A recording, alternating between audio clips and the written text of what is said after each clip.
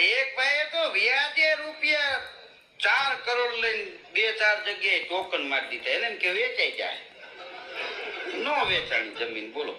પછી તો ઘેરે ઉઘરાણી વાળાની લાઈન લાગી, કારણ કે વ્યાજ પરવાય વ્યાજે લેવા પડે. આ તો ક્યાંથી ભેગું થાય? એની ઘરવાળીને કીધું કે હું અંદર હૂતો છો, આ જે ઉઘરાણી વાળા આવે ને કેવું ભાનમાં નથી, કાલના બોલતા નથી, ગુજરી જવાની અણી માથે છે. તે ઉઘરાણી વાળા આવે તો ઓલા બેન એમ કે એટલે ઉઘરાણી વાળા ભાગે. એમાં એક ભાઈ આવ્યા, ક્યાં છે ઈ કે મારા ભાઈ, તો કે કાલના ભાનમાં નથી ને હવે જીવે કે ન જીવે નક્કી નહીં. ઈ કે ભલે મરી ગયો હોય, હું તો ક્યાં મરી ગયો હોય તો 3 ગોળી ધરબી જ દેવી થાય છે.